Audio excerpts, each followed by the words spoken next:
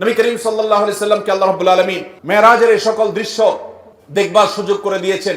তিনি যখন দুনিয়াতে আসছেন, মেরাজ শেষ করে, সফর শেষ করে যখন ফিরে আসলেন, যথারীতি তার মেরাজের এই ঘটনা শোনার পর মক্কার মুশরিকদের অনেকে হাসাহাসি করতে লাগলো যে মুহাম্মদ এতদিন যা বলেছে আখিরাত হবে, এটা হবে, সেটা হবে, এবং আল্লাহর ভয় আমাদেরকে দেখিয়েছে, এখন সে তো একেবারে অদৃশ্যের এমন এমন সব তথ্য দিচ্ছে, এগুলো অবৈজ্ঞানিক, এগুলো অযৌক্তিক। তারা রীতিমতো অস্বীকার করতে লাগলো এবং হাসাহাসি করতে লাগলো। আবু বকর সিদ্দিক রাদিয়াল্লাহু তাআলা আনহু, পুরুষদের মধ্যে যিনি সর্বপ্রথম ইসলাম গ্রহণ করেছেন, ইসলামের প্রথম খলিফা, প্রিয় নবী সাল্লাল্লাহু আলাইহি সাল্লামের সবচেয়ে কাছের মানুষ, সবচেয়ে আপন মানুষ, আবু বকর রাদিয়াল্লাহু তাআলাকে জিজ্ঞাসা করলো একজন, এই সম্পর্কে তোমার বক্তব্য কি? নবী করিম সাল্লাল্লাহু আলাইহি সাল্লাম যখন ফজরের পরে এই ঘটনার বিবরণ দিলেন, তখন আবু বকর সিদ্দিক রাদিয়াল্লাহু তাআলা আনহু এক বাক্যে সবার আগে বললেন, আল্লাহর নবীর মুখ থেকে যেহেতু এই বিবরণ আমি শুনেছি, আমি নিশ্চিতভাবে, শতভাগ নিশ্চিতভাবে আমি জানি এটি ঘটেছে, এবং এই ঘটনার ব্যাপারে আমার চুল পরিমাণ কোনো সন্দেহ নাই। এই সাক্ষ্য দেওয়ার সাথে সাথে আল্লাহর হাবিব সাল্লাল্লাহু আলাইহি সাল্লামের তরফ থেকে এতদিন যাকে মানুষ আবু বকর জানতো, নবীজির পক্ষ থেকে নতুন উপাধি তিনি পেলেন, তাকে বলা হলো তিনি সিদ্দিক, সত্যবাদী, সত্যায়নকারী, সত্যকে সত্য বলে স্বীকারকারী এবং অকপটে স্বীকারকারী। সবার আগে যিনি নবীর নবুয়তকে পুরুষদের মধ্যে স্বীকার করে নিয়েছেন, সবার আগে যিনি নবীর মেরাজের এই অলৌকিকত্বকে স্বীকার করেছেন, বিশ্বাস করেছেন, ঈমান এনেছেন, আল্লাহ রাব্বুল আলামিন তাকে সিদ্দিকের এই উপাধি পাওয়ার তৌফিক দিয়েছেন। তিনি মহাসত্যবাদী, সত্যকে সত্যায়নকারী হিসেবে তিনি সার্টিফিকেট পেয়েছেন। ইতিহাস তাকে আবু বকর সিদ্দিক বলে জানে, কিন্তু সিদ্দিক এই উপাধি পেয়েছেন তিনি এই মেরাজের ঘটনাকে কেন্দ্র করে। অথচ অনেক দুর্বল ইমানের মুসলমান, অনেকে মুরতাদ হয়ে গেছে এই ঘটনা শুনে, অনেক কাফেররা হাসাহাসি করতে লাগলো।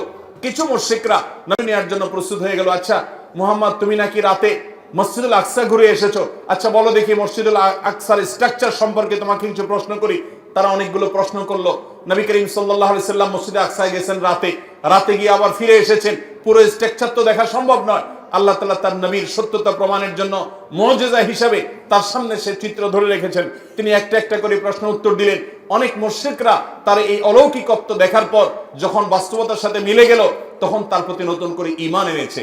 সাল্লাল্লাহু আলাইহি মুহতারাম হাজরিন, এভাবে মেরাজের ঘটনার পরিসমাপ্তি ঘটলেও কিয়ামত পর্যন্ত আগত সকল ঈমানদার নারী পুরুষের জন্য মেরাজের এই ঘটনা বহু শিক্ষা বহন করে। অনেক অগণিত শিক্ষা এই মেরাজ আমাদেরকে দিয়ে যায়।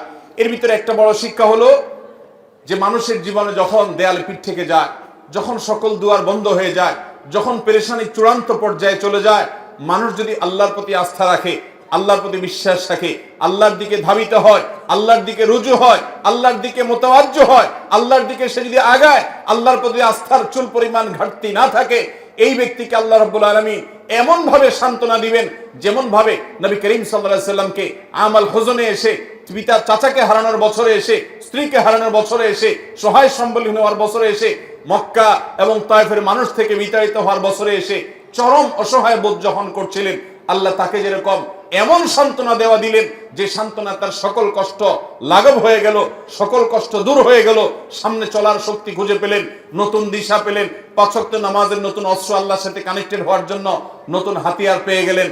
তাকে যেরকম আল্লাহ তাআলা সান্ত্বনা দিয়েছেন, মেরাজের ঘটনা আমাদেরকে শিক্ষা দেয় আমাদের জীবনে যত বিপদ আসুক, যত পেরেশানি আসুক, আমরা আল্লাহর দিকে রুজু থাকবো, আল্লাহর দিকে ধাবিত থাকবো।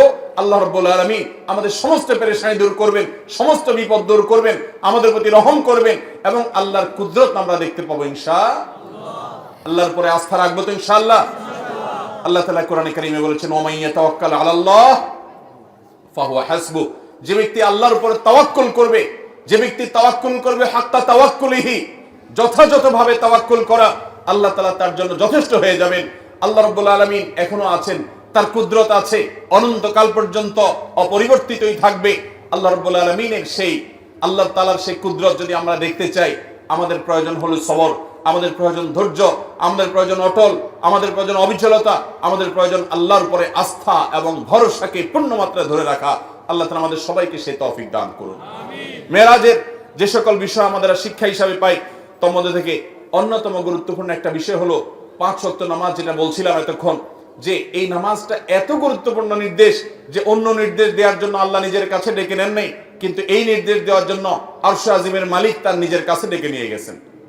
এই নামাজ কখনো ছাড়বো? আল্লাহ আমাদের সবাইকে 5 ওয়াক্ত সালাত সারা জীবন গুরুত্বের সাথে আঁকড়ে ধরে রাখার তৌফিক দান করুন। চেষ্টা করবো তো ইনশাআল্লাহ। ভাইরা আমার, এর বাইরে রজব মাস, এই মাসে মেরাজের ঘটনা সংঘটিত হোক বা অন্য মাসে সংঘটিত হোক, ইতিহাস যেটাই থাকুক, ঘটিত হয়েছে, এটাই সংঘটিত হয়েছে, এটাই বড় কথা। তারপরও এই মাসের বিশেষ করণীয় আছে, বেশিরভাগ মুসলমানরা আমরা জানি না। এই মাসটা সম্মানিত 4 মাসের একটি মাস। আল্লাহ রাব্বুল আলামিন এই মাসকে সম্মান দিয়েছেন। সম্মানিত 4 মাসের বাকি 3 মাস কোনটা? বাকি 3টা ধারাবাহিক মাস, সালাতুল মুতাওয়ালিয়াত, 3টা ধারাবাহিক মাস। তার প্রথমটি হলো জিলকদ, এরপরটা হলো জিলহজ, এরপরটা হলো মুহররম।